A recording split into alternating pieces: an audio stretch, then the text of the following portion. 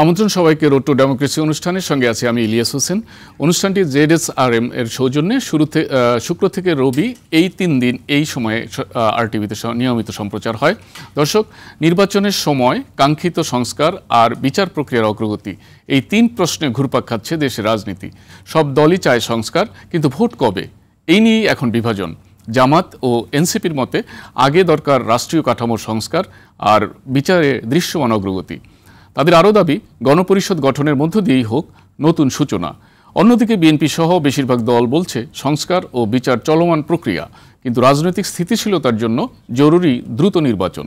BNP মহাসচিব বলছেন তারা সংস্কার চায় না বলে অপপ্রচার চালাচ্ছে একটি মহল। বাস্তবায়ন কঠিন জেনেও ঐকমত্যের স্বার্থে অনেক বিষয়ে একমত হয়েছেন তারা। জামাতের নায়েবে আমিরও জানালেন ফেব্রুয়ারিতে জাতীয় নির্বাচন হলে আপত্তি নেই। এদিকে আগে স্থানীয় নির্বাচন এবং পিআর পদ্ধতিতে সংসদ নির্বাচনের দাবিও করছে কোনো কোনো দল।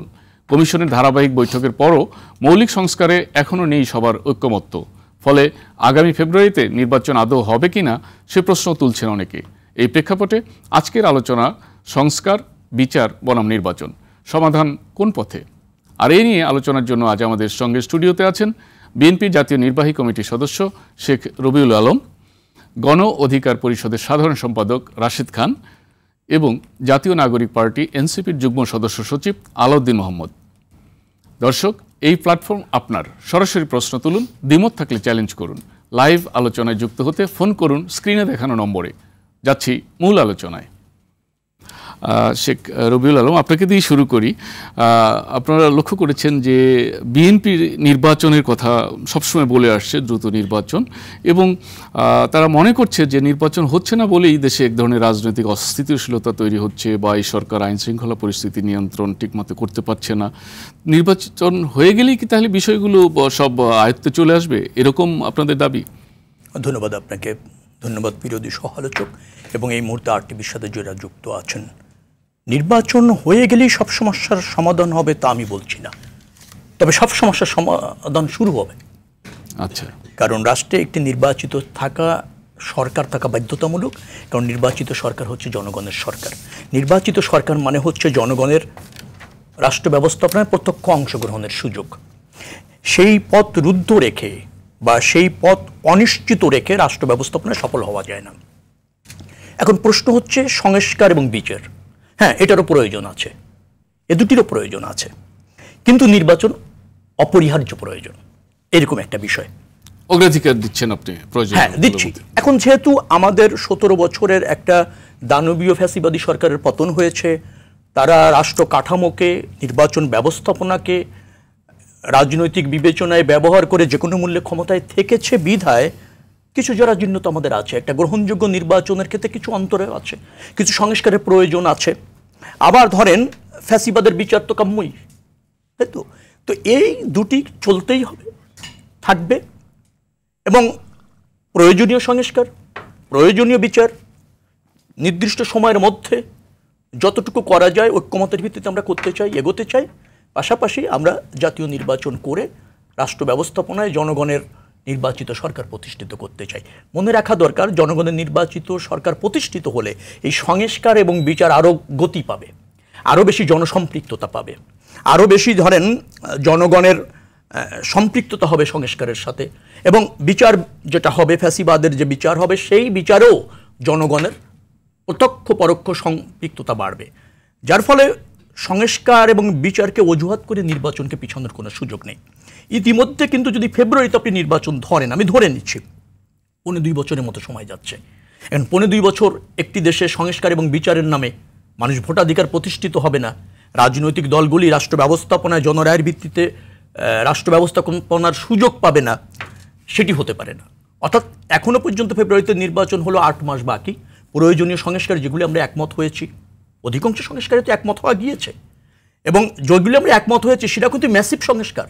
এই সংস্কার সবার আগেই আমরা অনুধাবন করেছি, গত 2 বছর আগের থেকে আমরা সংস্কারের কথা বলছি, এবং নিয়মিত যে আলোচনা জাতীয় ঐক্যমত কমিশনের, সেখানে উপস্থিত থেকেছি, পরামর্শ দিচ্ছি। যদি আপনি বলেন, আমি বলবো এখন যদি বলা যায় প্রায় 93% সংস্কারের সাথে বিএনপি একত্রতা প্রকাশ করেছে, এবং এই সংস্কারের আপনার উদ্যোক্তাই বিএনপি। প্রস্তাবও কি বিএনপি? একটা কথা থাকে যে এরকম যদি সংস্কার সারার যদি নির্বাচন হয়ে যায় তো সেক্ষেত্রে কি রাজনৈতিক স্থিতিশীলতা প্রতিষ্ঠা হবে কিনা? সংস্কার ছাড়া তো নির্বাচন কেউ চাইছে না, এবং কিছু সংস্কার এতটাই প্রয়োজন সেটা ছাড়া নির্বাচন সম্ভব না, সে জায়গায় তো সব একমত। এখন ধরেন আপনি সংস্কার বিচার কবে হবে তার শেষ নাই, আর মানুষ ভোটাধিকার থেকে বঞ্চিত থাকবে, রাষ্ট্র ব্যবস্থাপনায় সে অংশ নিতে পারবে না। একটা শাসন বিভাগ ধরেন অন্তর্বর্তীকালীন সরকার দায়িত্ব পালন করছে, বিচার বিভাগটাও আছে ধরে নিলাম, আইনসভা বা আইন বিভাগ অনুপস্থিত রাখবেন আপনি, যেখানে জনগণের প্রতিনিধির কাছে টোটাল শাসন বিভাগ দায়বদ্ধ থাকে, জবাবদিহি থাকে, সেটাকে অ্যাবসেন্ট রেখে ব্যক্তি বা গোষ্ঠীর চিন্তা দিয়ে একটা রাষ্ট্র পরিচালনা হতে পারে? সেই জায়গায় আমরা বলছি যে প্রয়োজনীয় সংস্কার, প্রয়োজনীয় বিচার দ্রুত গতিতে করার জন্য আপনি 10 মাসে করলেনটা কি? এখনো 8 মাস আছে, আপনি শুরু করেন, দ্রুত গতিতে করেন, সমর্থন তো আমাদের রয়েছে। কেউ তো বিচারের বিরোধিতা করছে না, কেউ তো যেগুলিতে আমরা একমত হয়েছি সেই সংস্কারে কেউ দ্বিমত করছে না। আচ্ছা আচ্ছা, সেগুলি করে দ্রুততম সময়ের মধ্যে নির্বাচন ব্যবস্থা করতে হবে। আমরা একটু রাশেদ খানের কাছে শুনতে চাচ্ছি যে তাহলে কি আপনার কি মত যে নির্বাচন না কাঠামোগত সংস্কার কোনটা আগে হওয়া দরকার, বা কতটুকু হলে আপনি মনে করছেন যে একটি রাজনৈতিক স্থিতিশীলতা প্রতিষ্ঠা হবে? ধন্যবাদ। আপনি যে প্রশ্ন করলেন যে কোনটি আগে হওয়া দরকার, দেখেন আমরা শুরু থেকেই যেটি বলে আসছি যে নির্বাচন, গণহত্যার বিচার এবং রাষ্ট্র সংস্কার তিনটা একসাথে চলমান থাকবে। অর্থাৎ আপনি যদি বলেন যে রাষ্ট্র সংস্কারের আগে, গণহত্যার বিচারের আগে কোনো নির্বাচন হবে না, তাহলে আসলে আপনি হয়তো বাংলাদেশে নির্বাচন চান না। এবং এই বয়ানটি আসলে কারা দিচ্ছে? যারা আসলে সরকারের সুবিধা এই মুহূর্তে ভোগ করছে, যারা আসলে এই উপদেষ্টা পদে রয়েছে, যারা সচিব নিয়োগ দিয়েছে, যারা বিভিন্ন জায়গায় ছাত্র প্রতিনিধি নিয়োগ দিয়েছে, যারা ডিসি এসপি নিয়োগ দিয়েছে, যে দলের উপদেষ্টা রয়েছে, সেই দলগুলো আসলে ইনিয়ে বিনিয়ে ডক্টর মোহাম্মদ ইউনূস সরকারের কাছ থেকে সুবিধা নেওয়ার জন্য এই ধরনের আলাপ তুলছে। আমরা মনে করি যে তিনটাই গুরুত্বপূর্ণ। এখন যেটি আসলে দলগুলোকে ইঙ্গিত করে বলা হচ্ছে যে দলগুলো আসলে রাষ্ট্র সংস্কার চায় না, হাসিনারও বিচার চায় না, তারা শুধুমাত্র নির্বাচন চায়। দেখেন, আমার মনে হয় যে দলগুলো নির্বাচনও চায় না, দলগুলো চায় অবাধ, সুষ্ঠু, নিরপেক্ষ নির্বাচন। বাংলাদেশে একটি অভ্যুত্থান হয়েছে, এখন বিএনপির কি আসলে ভয় নাই? আমাদের ভয় নাই? অন্য দলের ভয় নাই যে আমরা যদি আবার জালিম হয়ে যাই, আমরা যদি আবার ফ্যাসিস্ট হয়ে যাই, তাহলে আমাদের পতন তো ঠিক ওই হাসিনার মতন হবে। সুতরাং দলগুলোর মধ্যে এই যে একটি শুভবুদ্ধির উদয় হয়েছে যে তারা প্রত্যেকেই সংস্কার চাচ্ছে, এইটাকে নেগেটিভভাবে আসলে জনসম্মুখে প্রচার করা হচ্ছে, তুলে ধরা হচ্ছে, এবং এইগুলো আসলে পরিকল্পিতভাবে করছে। বাংলাদেশে যারা অবাধ, সুষ্ঠু, নিরপেক্ষ নির্বাচন চায় না, আমি মনে করি তারা ভারতের এজেন্ট, ভারতের দালাল। প্রকৃতপক্ষে সামনাসামনি তারা বলছে আধিপত্যবাদের বিরুদ্ধে, ভারতের বিরুদ্ধে, কিন্তু প্রকৃতপক্ষে ভারতের যে এজেন্ডা সেই ফাঁদে তারা পা দিয়েছে, বুঝে বা না বুঝে। দেখেন, ভারত বাংলাদেশে কি চায়? ভারত বাংলাদেশে চায় যে গণহত্যার বিচারটা যাতে না হয়, ভারত চায় বাংলাদেশে যাতে সংস্কারটা ভালো মতো না হয়, ভারত চায় বাংলাদেশে আবারও 14, 18, 24 মার্কা নির্বাচন। ভারত নির্বাচনের কথা বলছে, এর মানে এই নয় যে তারা আসলে প্রকৃতপক্ষে অবাধ, সুষ্ঠু, নিরপেক্ষ নির্বাচনের পক্ষে। তারা মূলত একটি ইনক্লুসিভ নির্বাচনের নামে আওয়ামী লীগের অংশগ্রহণে একটি নির্বাচন চায়। ভারতের এই দেশে যদি কারোর প্রতি দরদ থাকে, একমাত্র আওয়ামী লীগের প্রতি, এবং সেই দোরাই স্বামী তিনি নিজেই বলেছিলেন যে বাংলাদেশে আওয়ামী লীগের থেকে আমাদের আর আত্মীয় কে আছে? আমাদের পরম আত্মীয়, পরম বন্ধু একমাত্র আওয়ামী লীগ। সুতরাং ভারত নির্বাচন চাচ্ছে, তাই বাংলাদেশের অন্যান্য দলগুলো নির্বাচন চাইলে ভারতের সুরে কথা বলবে। এই প্রপাগান্ডা যারা ছড়াচ্ছে তারা মূলত সরকারের কাছ থেকে ব্যাপকভাবে বেনিফিশিয়ারি, তারা সরকারের সুবিধা ভোগ করছে। আচ্ছা, এখন আমাদের দল গণ অধিকার পরিষদ আমরা স্পষ্টভাবে বলেছি যে রাষ্ট্র সংস্কার অবশ্যই হতে হবে, এবং নির্বাচনের আগেই ঐক্যমতের ভিত্তিতে প্রয়োজনীয় রাষ্ট্র সংস্কার হতে হবে। দেখেন, বিএনপি আচ্ছা, এই ব্যাপারে আরো বিস্তারিত শুনবো আপনার কাছ থেকে। একটু আমি আলাউদ্দিন মোহাম্মদের কাছ থেকে ঘুরে আসছি যে আপনার তো এই মুহূর্তে দলের একটি বড় অংশ সফরে আছে, তারা জনসংযোগ করছেন, বিভিন্ন জায়গায় প্রার্থী ঘোষণা দিচ্ছেন, কিন্তু আপনার দল আবার এটাও বলছে যে আগে সংস্কার তারপরে নির্বাচন, যেন তেন সংস্কার হলে হবে না, তার গণপরিষদ গঠন করার কথাও বলছেন আপনারা। এই বিষয়টা কি আসলে কতটা বাস্তবসম্মত মনে করছেন? হ্যাঁ, ধন্যবাদ। আপনার সাথে যারা দেখছেন এবং আমার সহযোগী আলোচককেও শুভেচ্ছা জানাচ্ছি। তো মূলত যেই কন্ট্রাডিকশনটা আপনি ইঙ্গিত দিলেন যে আমরা একই সাথে সংস্কার চাচ্ছি এবং গণপরিষদ নির্বাচন চাচ্ছি, জুলাই ঘোষণাপত্র চাচ্ছি, জুলাই সনদ বাস্তবায়নের পর মূলত নির্বাচন চাচ্ছি, এটি হলো ইন এ নাটশেল আমাদের যে দাবি। এখন যখন আমাদের পদযাত্রা বিভিন্ন জেলায় পৌঁছাচ্ছেন এবং সেখানে আপনার অবিসংবাদিতভাবে কিছু কিছু নেতৃত্ব আছেন, যেমন আমাদের আক্তার হোসেন, ডক্টর আতিক মুজাহিদ, বিভিন্ন আসনে বিভিন্ন জায়গায় আছেন, যারা আসলে ওই জায়গায় এখন নির্বাচন হোক কিংবা 2 বছর পরে নির্বাচন হোক, তারা ওখানে আমাদের প্রতিনিধিত্ব করবেন বলে নিশ্চিত হয়েছেন। তাদেরকে, জনগণকে সেখানে একটা উৎসাহ দেওয়ার জন্য আপনার এই ধরনের ঘোষণা 2 জায়গায় দেওয়া হয়েছে। তো মূলত প্রবলেমটা কোথায়? প্রবলেমটা কিন্তু আসলে নির্বাচনের টাইমলাইন নিয়ে না, হ্যাঁ, কখনোই ছিল না। প্রবলেমটা হলো যে এই যে জুলাইয়ে আপনার যেই গণ অভ্যুত্থান সংঘটিত হলো, গণ অভ্যুত্থানটা এটাকে আসলে গণ অভ্যুত্থান? আমরা কিন্তু অনেকদিন ধরে এটাকে, শুরুতে যে বিতর্কটা ছিল এটাকে বিপ্লব না গণ অভ্যুত্থান, তারপর আমরা একটা জায়গায় এসে একটা স্থিত হলাম যে না, এটা ছাত্র জনতার গণ অভ্যুত্থান। কিন্তু আপনি যদি দেখেন, ধরেন পতিত যে স্বৈরাচার এবং দেশের বাইরের যেই শক্তিগুলো আছে, তারা কিন্তু যেমন কিছুদিন আগেও দেখেছেন এটাকে জুলাই দাঙ্গা হিসেবে উপস্থাপন করেছে। আবার ধরেন বাংলাদেশের মধ্যে বুঝে না বুঝে বিভিন্নভাবে এখন এটাকে মবক্রেসি, এমন এই সময়টাকে মবক্রেসি বলে আখ্যা দেওয়া হচ্ছে।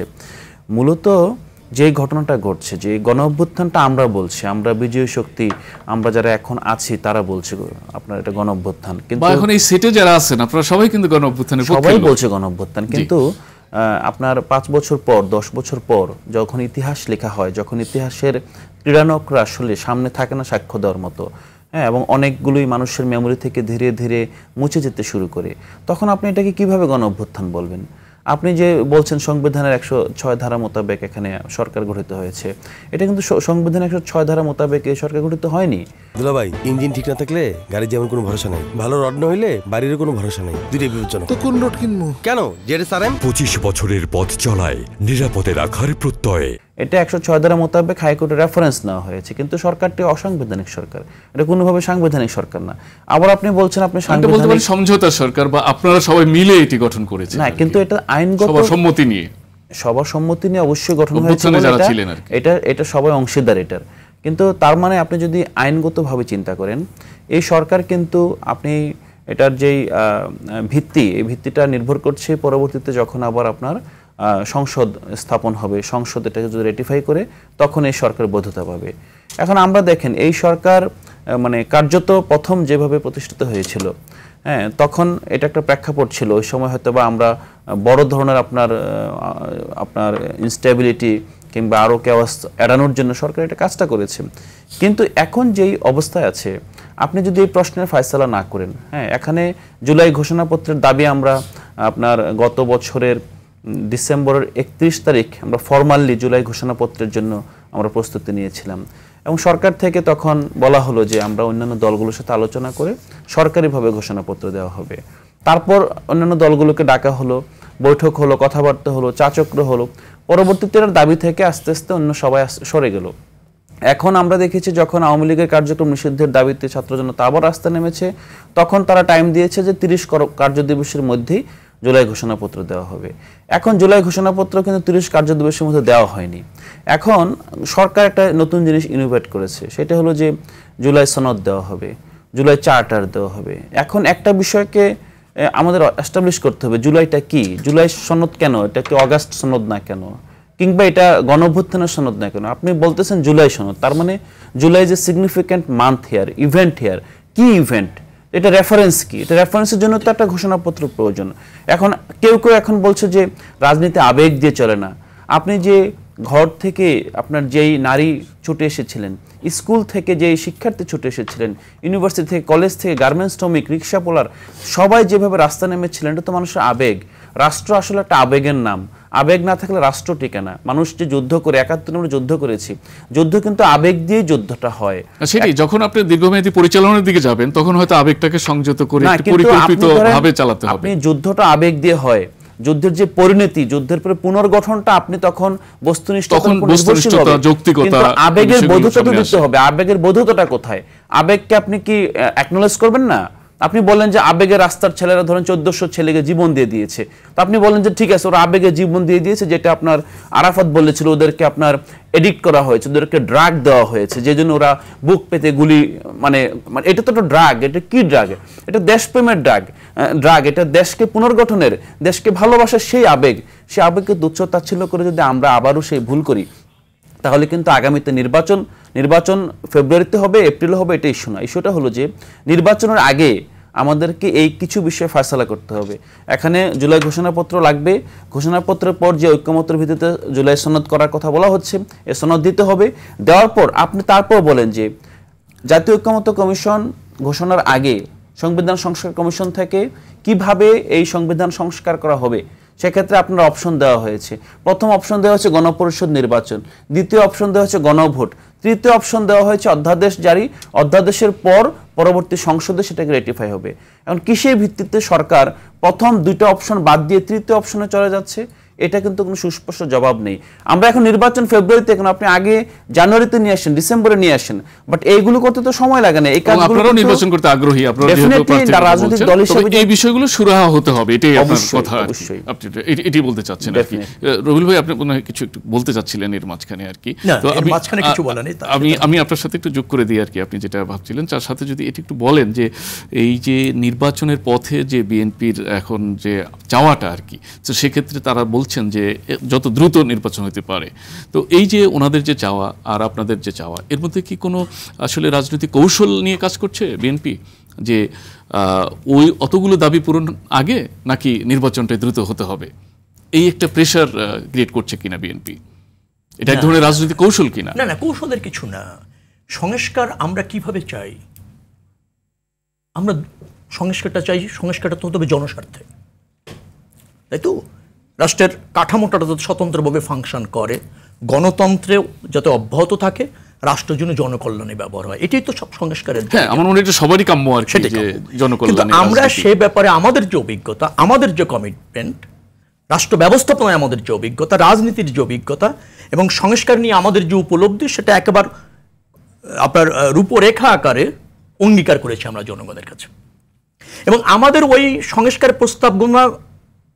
প্রস্তাবনা যেগুলি আছে তার উপর ভিত্তি করেই কিন্তু এই সংস্কার কমিশন আলোচনা করছে। আমরা তার অনেক জায়গায় একমত, দু এক জায়গায় দ্বিমত হয়েছে। প্রয়োগ কিভাবে হবে সেই জায়গায়, কিভাবে প্রয়োগ হতে পারে, কিভাবে কার্যকর হবে সেই জায়গায় দ্বিমত তো থাকবেই। এখন তাদের যে দাবি, সেটা আমি মানতে শিরোধার্য এবং সেটাই রাষ্ট্রের জন্য কল্যাণ, এভাবে ভাবলে তো আর আলোচনার প্রয়োজন নেই। আমরা আমাদের যুক্তি তুলে ধরছি, আমরা বলছি যে জনগণের ক্ষমতায়নটাই হচ্ছে সংস্কারের মূল প্রাপ্তবদ্ধ বিষয়। সংস্কার এমন হওয়া উচিত না যে কোনো রাজনৈতিক দল বা গোষ্ঠী তার ক্ষমতায় যাওয়ার নিশ্চয়তা দিতে হবে অথবা ক্ষমতার অংশ হওয়ার নিশ্চয়তা দিতে হবে। যে সমস্ত প্রস্তাবনা এরকম আছে, সেটা দেশের কল্যাণে না, জনস্বার্থে না, সেগুলির সাথে আমাদের একমত হওয়ার সুযোগ নেই। আপনি যদি বলেন এই বাংলাদেশের সংবিধানটায় জনস্বার্থে এবং গণতন্ত্রের স্বার্থে ব্যবহার করার জন্য সংস্কার তো যতবার আমরা করেছি, আপনি সেটা পঞ্চম সংশোধনীতে বহুদলীয় গণতন্ত্র বলেন, আপনি দ্বাদশ সংশোধনীতে সংসদীয় পদ্ধতির সরকার বলেন, অথবা ধরেন আপনি ত্রয়োদশ সংশোধনীতে তত্ত্বাবধায়ক সরকার বলেন, আমরাই তো করেছি। আওয়ামী লীগ দলের স্বার্থে ব্যক্তির সাথে ব্যবহার করেছে, চতুর্থ সংশোধনীতে বাকশাল করেছে, সেটা দলের স্বার্থে বলতে পারেন। আপনি যখন তারা পঞ্চদশ সংশোধনীতে তত্ত্বাবধায়ক সরকার বাতিল করলো, ক্ষমতা থাকার স্বার্থে আওয়ামী লীগ করেছে। আবার ধরেন ষোড়শ সংশোধনীতে ইমপিচমেন্টের ক্ষমতা সংসদে নিয়ে গেল, সেটাও তারা ক্ষমতা থাকার স্বার্থে, রাজনৈতিক মানে দলের স্বার্থে তারা করেছে। আমরা তো তা করেছি। আপনি এখনকার প্রস্তাবনাগুলি দেখেন, আমরা সংবিধানের সংস্কারের অধিকাংশ প্রস্তাবের সাথে একমত হয়েছি। আপনি যদি এই জনপ্রশাসন সংস্কারের কথা বলেন, 208টির প্রস্তাবের মধ্যে 192টিতে আমরা একত্রতা প্রকাশ করেছি, বাকি 16টিতে একমত প্রকাশ করেছি, কিন্তু আমরা সেখানে কারেকশন দিয়েছি যে এভাবে হতে পারে। খুবই ন্যায্য। আমাদের তো রাষ্ট্র ব্যবস্থাপনার অভিজ্ঞতা, দীর্ঘদিনের রাজনীতির অভিজ্ঞতা থেকে আমরা বলছি, কারণ আবেগ সংস্কার হতে পারে না। আর যে সংস্কার জনগণের প্রত্যক্ষ অংশগ্রহণের সুযোগ থাকে না, অর্থাৎ পার্লামেন্টের কার্যকর হয় না, একমত হওয়া যায় না, ডিবেট হয় না, সেটা তো জনগণের অংশগ্রহণের সংস্কার না।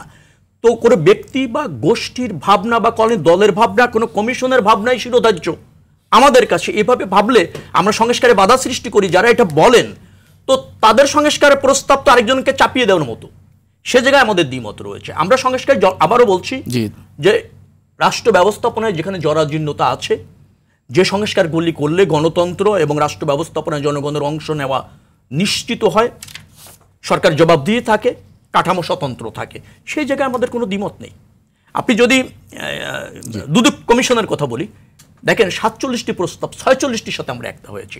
29 নম্বর প্রস্তাব, একটি প্রস্তাব আমরা বলেছি, অনেকে বলছে আইনের করে নিতে হবে, আর আমরা বলছি না, আদালতের অনুমতি নিয়েই করা যাবে। আর এই সংবিধান সংস্কারের কথা বলছেন, এই যেগুলি নিয়ে আলোচনা হচ্ছে, এতে তো আমাদের 31 দাবির ওই জায়গা থেকে আলোচনা হচ্ছে। 70 অনুচ্ছেদে একমত হয়েছি, 10 বছরের বেশি প্রধানমন্ত্রী হবে না, পৃথিবীর কোথাও নেই, তারপরও ঐক্যের সাথে একমত হয়েছি। দ্বিকক্ষ বিশিষ্ট পার্লামেন্টে একমত হয়েছি, তত্ত্বাবধায়ক সরকারের বিষয়ে একমত হয়েছি, রাষ্ট্রপতি, প্রধানমন্ত্রী, সংসদ, আইন বিভাগ, বিচার বিভাগ, ক্যাবিনেটের মধ্যে ক্ষমতার ভারসাম্য চেয়েছি। তো সংস্কার আর বাকি থাকলো কোথায়? আপনি এটা দিয়ে শুরু করেন না। আমি আবারও বলতে চাই যে কোনো ব্যক্তি বা গোষ্ঠীর ভাবনাই সংস্কার, এবং সেটা সব রাজনৈতিক দল এবং জাতির জন্য শিরোধার্য, এটা যারা ভাবেন সেটা সংস্কার না, সেটা হচ্ছে ক্ষমতার অংশ হওয়ার চেষ্টা। অথবা ধরেন জনঅধিকার হরণ করে যে পর্যন্ত আলোচনার সুযোগ আছে সে পর্যন্ত যার যার দাবি তো তুলে ধরবে আর কি। হয়তো একটা পর্যায়ে আপনারা আপনি দেখেন সংস্কার কমিশন 6টা গঠন করা হয়েছিল, তার সাথে ইন্ডিভিজুয়াল ভাবে আমরা বসেছি, প্রতিদিন বসেছি।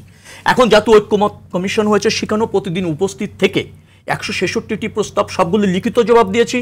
আবার যখন ডিবেট হয়েছে, যেটা ছাড় দেওয়া দরকার সেটা জাতীয় ঐক্যমতের স্বার্থে ছাড় দিচ্ছি। এখন এরপর যদি আপনি বলেন বিএনপি সংস্কারে রাজি না, হ্যাঁ, বিএনপি আপনার চাওয়ার সাথে শতভাগ একমত না, কিন্তু বিএনপি, আমি আবারও বলছি যে জনগণের স্বার্থ, জনগণের চাওয়ার সাথে একমত এবং স্বার্থের সাথে একমত, এবং ওই দায়িত্ব পালন করার জন্য সবচেয়ে বড় রাজনৈতিক দল, সবচেয়ে বড় স্টেক হোল্ডার। অতএব তার দায়িত্ব রয়েছে জনগণের কাছে, কোনো গোষ্ঠী, ব্যক্তি বা সরকারের কাছে না। আচ্ছা রাশেদ, আপনি একটা জিনিস লক্ষ্য করেছেন যে সরকারের কিছু কিছু কর্মকাণ্ড নিয়ে একটু সমালোচনা হচ্ছে, বিশেষ করে আইন শৃঙ্খলা পরিস্থিতি নিয়ন্ত্রণে ব্যর্থতা। এদিকে সরকারের কাছে যে চাওয়া ছিল এনসিপির, সেগুলো সময় মতো হচ্ছে না, সেটা নিয়েও একটা সমালোচনা আসতেছে। তো এই সরকারের অধীনে তাহলে নির্বাচন অনুষ্ঠান নিয়ে কি কোনো ধরনের সংশয় মনে করেন আপনারা, বা তার অধীনে সুষ্ঠু নিরপেক্ষ নির্বাচন হওয়া নিয়ে কোনো প্রশ্ন আছে? আপনি যেহেতু এনসিপির কথা বললেন, তাহলে ভাইয়ের কিছু বিষয়ে আমি একটু কথা বলতে চাই। দেখেন, তিনি যেটি বললেন যে এই সরকার অসাংবিধানিক সরকার, এবং তিনি এটি বললেন যে সংসদ স্থাপনের পরে এই সরকারের বৈধতা দিতে হবে। এছাড়া তিনি আরেকটি কথা বলেছেন যে এই সরকার সবার সরকার, সবার ম্যান্ডেট নিয়ে এই সরকার গঠিত হয়েছে। দেখেন, এই সরকারে যদি আপনি দেখেন তাহলে কয়েকটা দলের আসলে উপদেষ্টা রয়েছে। যেমন ইসলামী আন্দোলন বাংলাদেশের একজন উপদেষ্টা রয়েছে, যিনি ধর্ম উপদেষ্টা। এনসিপির 2 জন উপদেষ্টা রয়েছে, 3 জন ছিল, 1 জন পদত্যাগ করেছে। এটা কি ঠিক আসলে ওইভাবে বলা যায়? কারণ ওনারা যখন উপদেষ্টা হয়েছেন তখন তো দল গঠন হয় না। আমি জানি, জেনেই তো বলতেছি। আচ্ছা, এবং তারা উপদেষ্টা পদে থেকে দল গঠন করেছে, এটা অস্বীকার করার কিছু নাই, এটা শতভাগ সত্য, এইখানে কোনো মিথ্যা নাই। তো সেই জায়গা থেকে আমি যেটি বলতে চাই, যেমন এখন এনসিপির উপদেষ্টা নাহিদ ইসলাম, তার উপরে মানুষের অনেক প্রত্যাশা, ভরসা জায়গাটা ছিল। এনসিপির এখন প্রধান আর কি, সাবেক উপদেষ্টা আর কি। জি, এনসিপির আহ্বায়ক নাহিদ ইসলাম, সেটাই বললাম যে তিনি এখন যেটি বলছেন জুলাই ঘোষণাপত্র, গণহত্যার বিচার, রাষ্ট্র সংস্কার। তিনি উপদেষ্টা পদে বসার পরে তিনি যে মিনিস্ট্রির দায়িত্বে ছিলেন, সেই মিনিস্ট্রির কতটুকু সংস্কার হয়েছে তার জবাবদিহিতা কি আপনি চাইতে পারেন? তিনি কেন পদে থাকা অবস্থায় আওয়ামী লীগকে নিষিদ্ধ করে আসলেন না?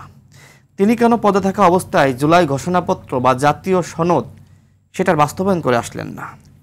তিনি কেন পদে থাকা অবস্থায় রাষ্ট্র সংস্কারের যে কথা তিনি বলছেন যে রাষ্ট্র সংস্কার গণহত্যার বিচারের আগে নির্বাচন নয়, তিনি কেন পদে থাকা অবস্থায় কাজগুলো করে এসে তারপর পদত্যাগ করে দল গঠন করলেন না? এখন এই জবাবদিহিতা আপনি কার কাছে চাইবেন? দেখেন, নাহিদ ইসলাম তো এই আন্দোলনের একমাত্র পোস্টার বয়, মুখপাত্র, যিনি সামনে থেকে এক দফার ঘোষণা দিয়েছেন, এবং তার আহ্বানে বিএনপি, জামাত, গণ অধিকার পরিষদ সহ বাংলাদেশের সকল দল রাজপথে ছিল, বাংলাদেশের সকল শ্রেণী পেশার মানুষ রাজপথে ছিল। এখন তিনি আবার কেন রাজপথে? কেন সেই একই কথা বলছেন যে রাষ্ট্র সংস্কার, গণহত্যার বিচার? দেখেন চেয়ারে থাকলে যে কাজগুলো সহজে এই কলমের খোঁচাই করা যায়, সাইন দিয়ে করা যায়, সেটার জন্য তিনি কেন পদত্যাগ করে এখন মাঠে দৌড়াচ্ছেন? তিনি পদে থেকে তো এই কাজগুলো করতে পারতেন।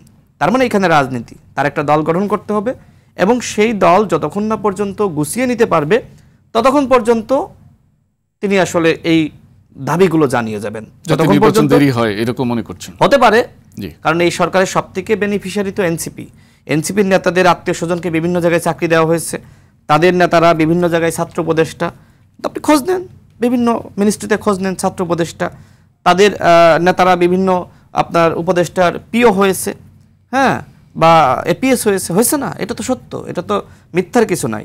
তো আমি সেটাই বলতেছি, জুলাই ঘোষণাপত্র আপনি কিসের উপর ভিত্তি করে দিবেন? দেখেন, আমি গতকালও দেখলাম যে আরেকজন উপদেষ্টা যিনি এনসিপির নেতা, তিনি বললেন যে এই আন্দোলনটা মেটিকুলাস ডিজাইনে করা। দেখেন, তার মানে একটা পরিকল্পিত আন্দোলন। আর পরিকল্পিত আন্দোলনের ঘোষণাপত্র অগ্রিম দেওয়া থাকে যে আমাদের প্ল্যানেই এইভাবে সরকারের পতন হবে, সরকারের পতনের পরে এইভাবে রাষ্ট্রটা আমরা গঠন করব, যেটা চীনে হয়েছে, রাশিয়াতে হয়েছে, অন্যান্য দেশে হয়েছে। তাহলে বাংলাদেশে কেন হলো না? এখন কেন আপনি ঘোষণাপত্রের জন্য কথা বলতেছেন? কেন আন্দোলন করতেছেন? কেন সারা দেশে ঘুরতেছেন? যদি আপনি বলেন যে মেটিকুলাস ডিজাইনে আন্দোলনটা, তার মানে এই আন্দোলনটা অবশ্যই স্বতঃস্ফূর্ত আন্দোলন। আপনি যে ডিজাইনের কথা বলছেন, এই ডিজাইন মিথ্যাচার। দেখেন, 2018 সালে আমরা কোটা সংস্কার আন্দোলন করেছিলাম, এটা কি মিথ্যা? ঘোষণাপত্র এই উপদেষ্টারা, এনসিপির উপদেষ্টারা যে খসড়া একটি ঘোষণাপত্র তৈরি করেছিল, সেটি দলগুলোর কাছে পাঠিয়েছিল। আমি নিজে সেই ঘোষণাপত্র আমি কিন্তু পড়েছি, আমি দেখেছি সেখানে কোটা সংস্কার আন্দোলনটা পর্যন্ত নাই। যে কোটা সংস্কার আন্দোলনকে কেন্দ্র করে 24-এর গণ অভ্যুত্থান, 18 সালে যে আন্দোলন আমরা সফল করেছিলাম, হাসিনা 30% কোটা আবারও 24 সালে ফিরিয়ে আনলো। এরপরে যখন শিক্ষার্থীরা রাজপথে নামলো, যখন আবার গুলি করে মানুষ হত্যা শুরু করলো, তখন তো সবাই স্বতঃস্ফূর্তভাবে রাজপথে নামলো। দেখেন, যখন 6 জন সমন্বয়ক পুলিশের হেফাজতে রাজপথে বিভিন্ন ব্যক্তি, শিক্ষার্থীরা স্লোগান দিয়েছে, তুমি কে আমি কে, সমন্বয়ক সমন্বয়ক, দিয়েছে না? দিয়েছে তো। অর্থাৎ এই আন্দোলনে কোনো সেন্ট্রাল লিডারশিপ ছিল না। এই আন্দোলনে যখন যে পেরেছে সে নেতৃত্ব দিয়েছে। আপনি হাইকোর্টের সামনে দেখেন, 31 জুলাই যখন থেকে আন্দোলন, মৃতপ্রায় আন্দোলন আবার শুরু হয়, সেখানে হাইকোর্ট থেকে আইনজীবীরা নেমে আসলো, ঢাকা বিশ্ববিদ্যালয় থেকে শিক্ষকরা নেমে আসলো, তাদের প্রত্যেকের রাজনৈতিক পরিচয় আছে, আপনি খুঁজে বের করেন। এবং সেখানে কোন সমন্বয়ক ছিল? এরপরে যখন আসিফরা পুলিশ ডিবির হেফাজত থেকে মুক্ত হলো, তখন তারা এক দফার ঘোষণা দিল। দেখেন, ওই সময় যে অবস্থা, ওই সময় কিন্তু ওইভাবে সারা দেশে আন্দোলনটা শুরু হয়নি। সারা দেশে যখন আন্দোলনটা বন্ধ হয়ে গেছে এবং প্রায় 1500 মানুষকে শহীদ করা হয়েছে, তখন আপনি বলেন বাংলাদেশের যে রাজনৈতিক দল তারা কি বসেছিল? তখন কিন্তু সাধারণ মানুষকে সাথে নিয়ে রাজনৈতিক ফাইটটা দিতে হয়েছে। এই যে পুলিশের বিরুদ্ধে প্রতিরোধ, আপনার যদি প্রশিক্ষণ না থাকে, আপনি যদি সংগঠিত না হন, এই পুলিশের বিরুদ্ধে প্রতিরোধকে আপনি এমনি এমনি করেছেন? সাধারণ মানুষ, আমি 5 আগস্টের কথা বলছি, এয়ারপোর্ট থেকে 2-3 লাখ মানুষ হঠাৎ করে সংগঠিত হয়ে তারা এক জায়গায় হয়ে চলে আসতে লাগলো গণভবনের দিকে, বঙ্গভবনের দিকে। না, এগুলো অবশ্যই রাজনৈতিক দলগুলোর ভূমিকা ছিল মানুষকে একটা জায়গায় সংগঠিত করা। সেই দলগুলোকে যখন আপনি বলেন 53 বছরের দলগুলো কিচ্ছু করতে পারে নাই, যারা এই কথাগুলো বলছে তারা যদি 53 দিন, আমি চ্যালেঞ্জ করে বলতেছি, 53 দিন আমাদের সাথে রাজপথে নামতো, এই সরকার বহু আগে এই সরকার খতম হয়ে যেত। আজকে শুধু বড় বড় কথা বললে হবে না, আপনাকে বুঝতে হবে যে রাষ্ট্র সংস্কার, আপনি যদি বলেন যে আজকেই সব রাষ্ট্র সংস্কার হয়ে যাবে, তাহলে রাষ্ট্র সংস্কারের আগে আপনাকে ব্যক্তি সংস্কার করতে হবে। এখনো পর্যন্ত এই সরকারের 11 মাসে অর্জন কি? দৃশ্যমান কোনো সংস্কার জনগণকে সরকার উপহার দিতে পেরেছে? সংস্কার কাদের হয়েছে জানেন? উপদেষ্টাদের সংস্কার হয়েছে, উপদেষ্টাদের আত্মীয় স্বজনের সংস্কার হয়েছে। আমি ওইটি আপনাকে জিজ্ঞেস করেছিলাম যে তাহলে এই সরকারের অধীনে আর কি নির্বাচন নিয়ে কোনো সংশয় আপনার আছে কি? আমি আসবো সেখানে, কথাগুলো শেষ করতে আমি শেষ করতেছি ওইখানে। তো আমি সেটাই বলতেছি, হ্যাঁ সংস্কার হয়েছে, কিছু উপদেষ্টার ব্যাংক ব্যালেন্স হয়েছে, উপদেষ্টাদের পিএসদের এখন দুদকে দৌড়াতে হচ্ছে। কারণ কি? কারণ টাকা পয়সা কামিয়েছে, হিসাব দিতে পারতেছে না, এমনকি তাদেরকে অব্যাহতি দেওয়া হয়েছে। এমনি এমনি কেউ কাউকে অব্যাহতি দেয়? তো আমি সেটাই বলতেছি যে 11 মাসে যদি এই সরকার দৃশ্যমান আমার কাছে কোনো কিছু উপহার দিতে পারতো, তাহলে ওই যে মানুষ শুরুতে বলা শুরু করলো না 5 বছর 5 বছর, এখন কেউ বলতেছে, আমি সর্বশেষ বলতে চাই, হ্যাঁ নির্বাচনের যে পরিবেশের কথা আমরা বলছি, যদি আপনি নির্বাচনের পরিবেশটা তৈরি করতে না পারেন, তাহলে প্রধান উপদেষ্টা যে বলছেন যে জাতির কাছে তিনি অপরাধী থেকে যাবেন যদি একটি আন্তর্জাতিক মানের অবাধ সুষ্ঠু নিরপেক্ষ নির্বাচন জাতিকে উপহার দিতে না পারেন। আমার মনে হয় এখনো পর্যন্ত এই ব্যাপারে আরো বিস্তারিত শুনবো আপনার কাছ থেকে। 10 সেকেন্ড। এখনো পর্যন্ত সরকার আসলে নির্বাচনের পরিবেশ তৈরির দিকে কোনো মনোযোগই দিচ্ছে না। আচ্ছা আচ্ছা, আমরা আরো শুনবো আপনার কথা পরে।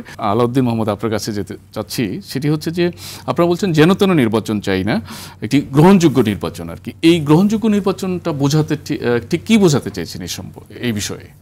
না, আসলে আমরা তো বারবার বলছি যে যেন তেন নির্বাচন না, আমাদের নির্বাচন গ্রহণযোগ্য তো হবেই, কিন্তু তার আগে আমাদের এই ফয়সালাগুলো লাগবেই। এটাই কিন্তু আমাদের একমাত্র দাবি, যে জিনিসটা বারবার বলছেন। যেমন রাশেদ ভাই যে জিনিসটা বললেন যে ওনারা পড়েছেন যে আমরা যে প্রস্তাবটা সরকারকে দিয়েছি সেখানে 18 সালের কোটা সংস্কার আন্দোলন নেই, তো এটা খুবই যৌক্তিক। ইভেন বিএনপির কাছ থেকে আসছে 7 নভেম্বরের বিপ্লবী সংহতি দিবসের ঘটনা নেই। এখন এই ঘটনা নেই মানে কি এটাকে ইনক্লুসিভ করতে হবে, কিন্তু এটার প্রয়োজনীয়তাটাকে অস্বীকার করা যায়? এই জায়গাতে আমরা আসলে এখন এমন একটা জায়গায় আসছি, সবাই যার যার রাজনৈতিক আপনার ব্যানারে চলে যাবে, কিন্তু যারা সাধারণ মানুষ, যারা কোনো দলের ব্যানারে ঝুলে রাস্তায় নামেনি, তাদের ক্ষেত্রে কি হবে? এই সমন্বয়কদের নিরাপত্তার বিধান করবে কে? আমরা বলছি যে সমন্বয় কিংবা এখানে আসলে অনেকগুলো জায়গায় আলোচনা চলে আসছে, জবাব দেওয়ার আসলে খুব বেশি সুযোগ নেই। কারণটা হলো যে আপনার জবাব দেওয়া যায় যখন কোথাও ইনফরমেশন গ্যাপ থাকে, গ্যাপটা ফিল আপ করে দেওয়া যায়। এখন ইনফরমেশন যখন মানে পুরোপুরি একটা মোটিভেটেড থাকে, তখন আসলে সেটা জবাব দেওয়ার আমার মনে হয় না দরকার আছে। তারপর একটা বিষয় বলা যায়, সেটা হলো যে কোন প্রেক্ষিতে 8 আগস্টে সরকার গঠন করতে হলো এবং ছাত্ররা কেন সেখানে গেল? তারা তো ছাত্র প্রতিনিধি হিসেবে গিয়েছিল। ইভেন এখনো অনেকেই বলছে যে আসলে এই গভর্নমেন্ট যেটা হয়েছে, তারা গণঅভ্যুত্থানের যে চেতনা, গণঅভ্যুত্থানের যে স্পিরিট, সেই স্পিরিটকে ধারণ করতে পারছে না। এখন ধারণ কারা করতে পারতো? ধারণ করতে পারতো তারাই যারা রাস্তায় আন্দোলন করেছে।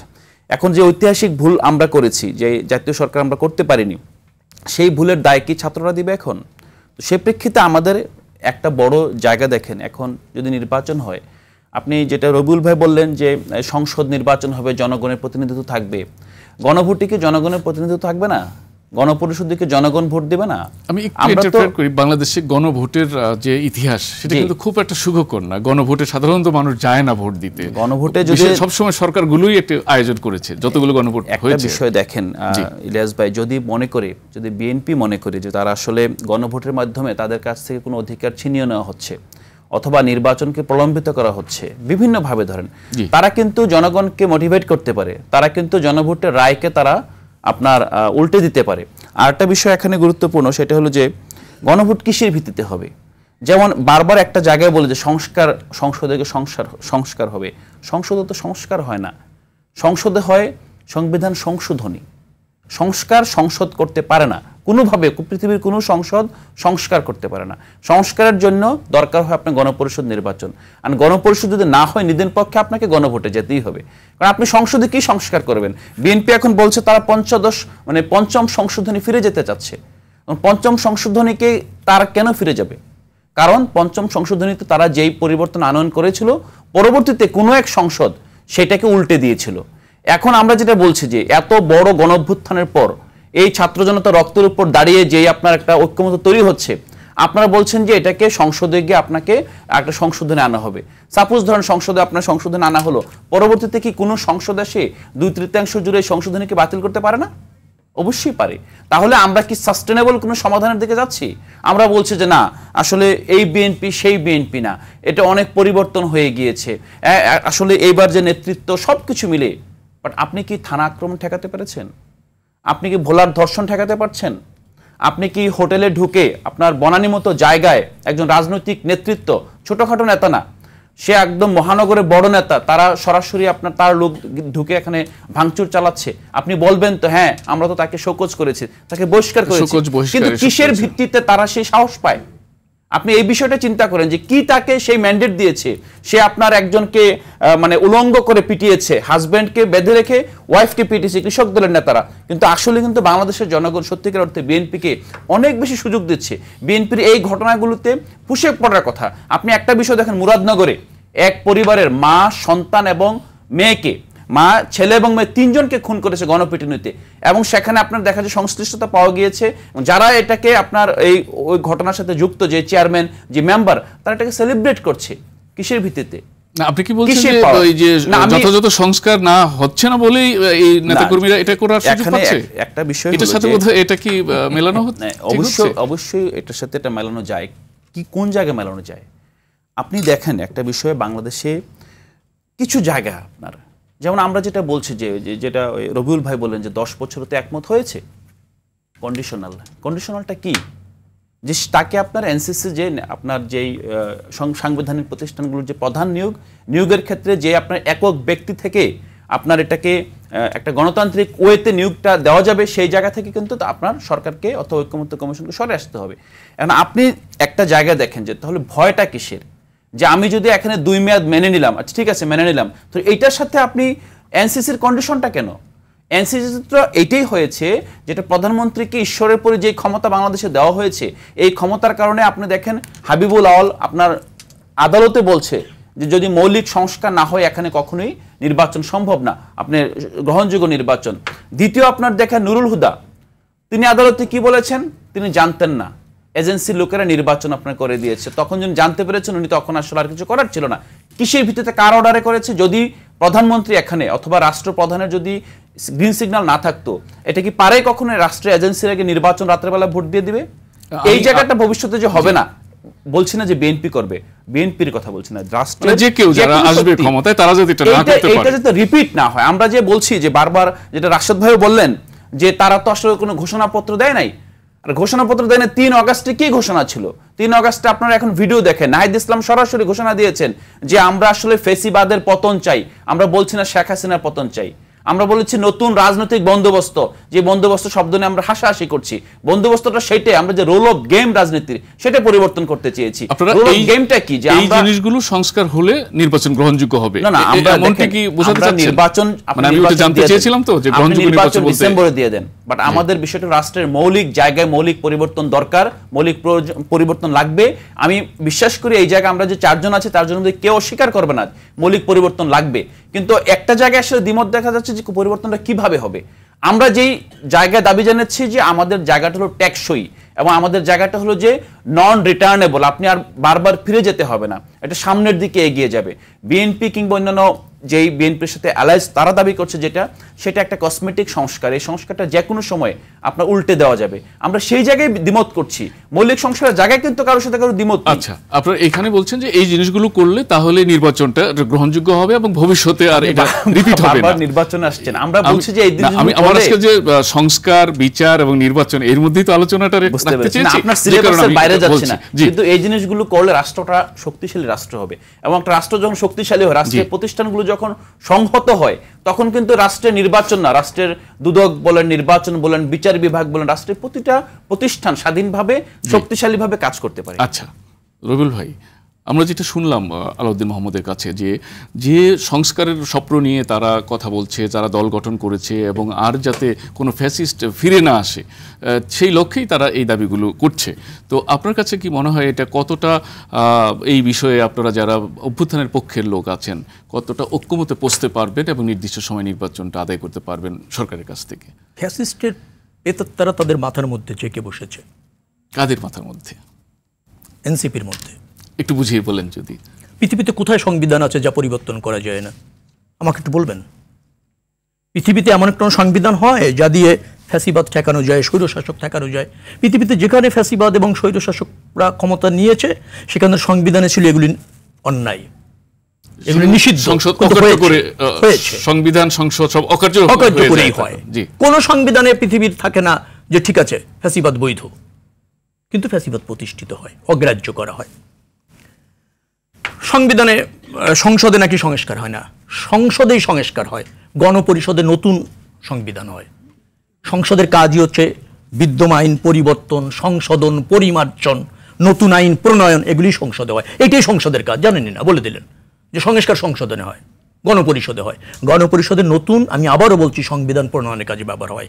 যে রাষ্ট্রে সংবিধান নাই, অভ্যুত্থানের মাধ্যমে নতুন রাষ্ট্র হয়েছে, তার একটা আপনার শাসনতন্ত্র দরকার, গণপরিষদ নির্বাচন করে শাসনতন্ত্র করে জনগণের অংশগ্রহণ নিশ্চিত হয়। মানে যে রাষ্ট্রে সংবিধান নাই শুধু ছাত্র প্রতিনিধিরা আর আপনার আন্দোলনে অংশ নেওয়া কিছু ছাত্রের রাজনৈতিক দল এক হলো, হলো কিনা আমাকে এনসিপি তো আন্দোলনের সময় ছিল না, পরে গঠিত হয়েছে। এখন ছাত্র প্রতিনিধিদের দাবি অথবা ধরেন অন্তর্বর্তীকালীন সরকার গঠনের সময় সহযোগিতা, আর নতুন রাজনৈতিক দল এনসিপি করে এসে সেই দাবি বাস্তবায়নের জন্য যদি আপনি একটা রাজনৈতিক দল করে একই ভূমিকা পালন করেন, সেটা হলো ন্যায্য? হলো না। কারণ ছাত্ররা ছিল সবার ঊর্ধ্বে, সব রাজনৈতিক আদর্শের ঊর্ধ্বে, দেশের প্রয়োজনে, জাতির প্রয়োজনে। আর আপনি যখন একটা রাজনৈতিক দল করে ক্ষমতার অংশ হতে চাচ্ছেন, সংস্কার শিখাচ্ছেন, বিবেচনাটা আলাদা। অন্তর্বর্তীকালীন সরকারের ক্ষমতা বাণিজ্য, আপনার তদবির বাণিজ্য, নিয়োগ বাণিজ্য, দুর্নীতি, টেন্ডারবাজি সবই করছেন। আপনার মতো হলে সব ঠিক আছে। আপনি কোটা সংস্কার আন্দোলন করেছিলেন, নিশ্চয়ই মনে আছে আপনার। তারপর 9 দফা দাবিতে আসলেন, তারপর 1 দফা দাবিতে আসলেন। কোথায় ছিল এই সনদ? কোথায় ছিল মৌলিক অবস্থার পরিবর্তন? কোথায় ছিল গণপরিষদ? ছিল 1 দফা দাবি। এটা আমাদের অনেক আগের থেকে ছিল, জাতিরও প্রয়োজন ছিল, ফ্যাসিবাদের অবসান হতে হবে, শেখ হাসিনার বিদায় হতে হবে। বলছে শেখ হাসিনার বিদায়ের কথা ছিল না, ফ্যাসিবাদের অবসান কথা ছিল। বিদায়ের কথা বলতে তো ভয় পেয়েছিলেন। আন্দোলন তো মাত্র 5 দিনে ডিবি কার্যালয়ে গিয়ে প্রত্যাহার করে নিয়েছিলেন, এবং এও বলেছিলেন অনাকাঙ্ক্ষিতভাবে কিছু মানুষ মারা গিয়েছে এবং অপ্রত্যাশিতভাবে কিছু স্থাপনায় হামলা হয়েছে। সরকার দাবি মেনে নিয়েছে, আন্দোলন প্রত্যাহার করছে, শিক্ষা প্রতিষ্ঠানগুলি খুলে দেন। 5 দিনই বলে দিয়েছিলেন। আন্দোলন বন্ধ হয়েছিল। কারণ হচ্ছে রাজনৈতিক দল, সব শ্রেণী পেশার মানুষ ফ্যাসিবাদের পতন চেয়েছে। আপনি যে দাবি করেছিলেন আন্দোলনের শেষ মুহূর্তে, সেই দাবি আমরা করছি বিগত 7-8 বছর ধরে, যে শেখ হাসিনার পতন হতে হবে, ফ্যাসিবাদের পতন হতে হবে। এখন ধরেন যে জায়গাটা উনি আপনি ছিলেন, আপনি একটা আন্দোলনের জোরালো ভূমিকা রাখলেন। রাখার কারণে আপনি কি হলেন? অন্তর্বর্তীকালীন সরকারের ক্ষমতার অংশ হলেন। তারপর দেখলেন অন্তর্বর্তীকালীন সরকার খুব বেশি দিন ক্ষমতায় থাকার সুযোগ নেই, রাজনীতি করলে দীর্ঘদিন ক্ষমতায় থাকা যাবে। বেরিয়ে আসলেন, একটা রাজনৈতিক দল করলেন। রাজনৈতিক দল করার পর চিন্তা করছেন নির্বাচন তখনই হওয়া উচিত যখন আমার ক্ষমতায় যাওয়া, আমার জনপ্রিয়তা, আমার জনমত জোরালো হয়।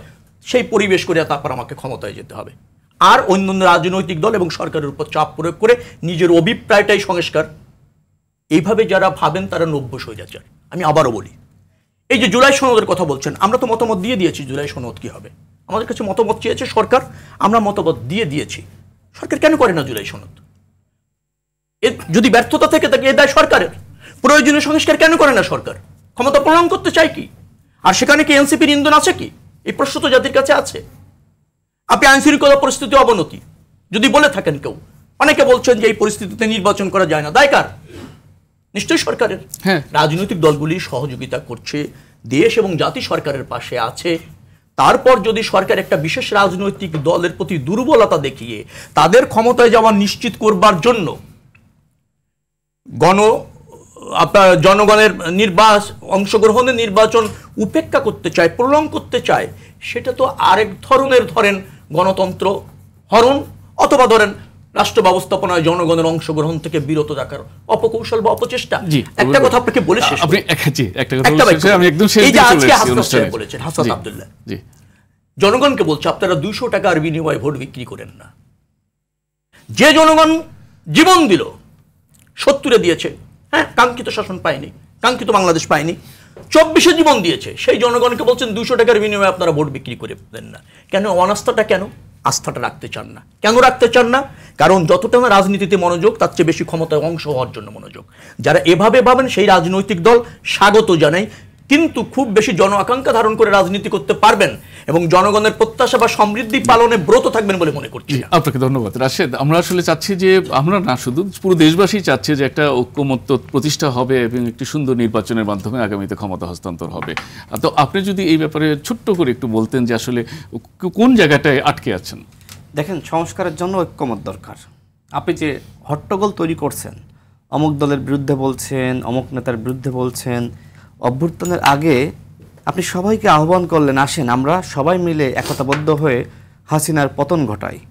কিন্তু অভ্যুত্থানের পরে আপনি কি করলেন? সকল শক্তিকে আপনি বিভাজিত করলেন। এখন আপনি বলতেছেন আসেন একমতে এসে আমরা রাষ্ট্র সংস্কার করি। আপনি এই বিভাজিত শক্তির কাছ থেকে একমত প্রত্যাশা করতে পারেন? সুতরাং রাষ্ট্র সংস্কার, ঐক্যমত এখন অত্যন্ত কঠিন হয়ে পড়েছে। এবং এর দায় কাদের? এর দায় যারা আমাদেরকে আহ্বান করেছিলেন আসেন এক হই, এবং যারা আমাদেরকে বিভক্ত করলেন ঠিক তারাই। সুতরাং এখন শুধুমাত্র নিজেদের রাজনৈতিক স্বার্থে এখন বড় বড় কথা বললে হবে না। আমাদের ভাই যেটি বললেন যে রাশেদ ভাইরা চাচ্ছেন কোটা সংস্কার আন্দোলন সেখানে অন্তর্ভুক্ত করা হোক। আপনার গণ অভ্যুত্থানটা কি আকাশ থেকে পড়েছে? 2018 সালে রাশেদ খান 15 দিন রিমান্ডের নির্যাতনের শিকার হয়েছে। আমার মা রাস্তায় রাস্তায় কেঁদেছে।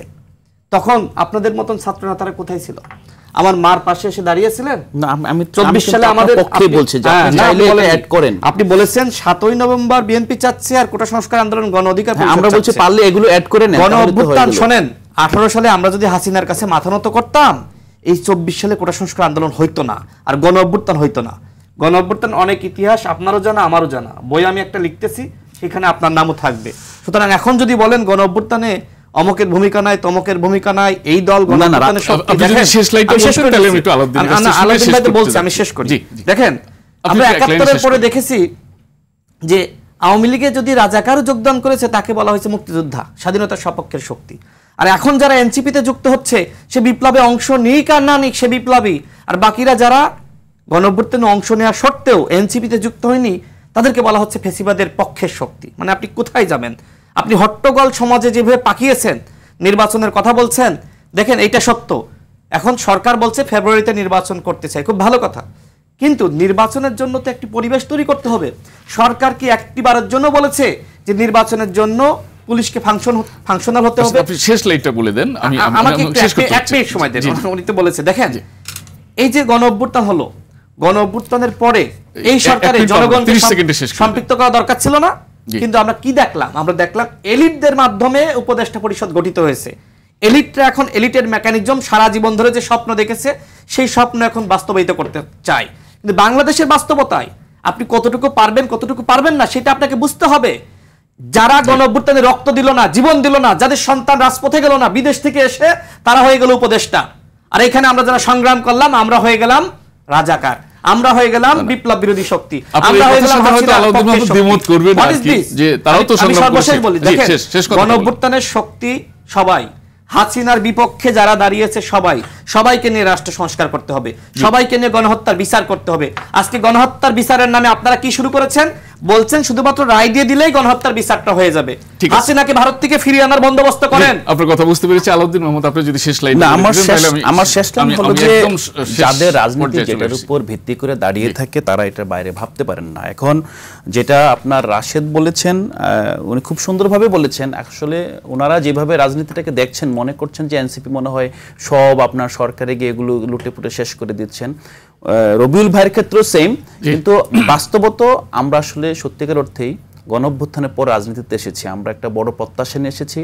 আমরা ওই লুভে লুটতরাজের জন্য রাজনীতি করতাম, আগে থেকে লাইনে থাকতাম, কিন্তু আমরা চাচ্ছি যে সত্যি মানে সবাই মিলে একটা নতুন ওয়েভ নিয়ে আসতে, যাতে আসলে এটা রাজনীতিতে গুণগত পরিবর্তন করতে পারে। ওকে, আপনাদের তিনজনকে অনেক ধন্যবাদ এই সুন্দর আলোচনায় অংশগ্রহণ করার জন্য। দর্শক, জেডএসআরএম রোড টু ডেমোক্রেসি আজ এখানেই শেষ করছি। সঙ্গে থাকার জন্য ধন্যবাদ সবাইকে।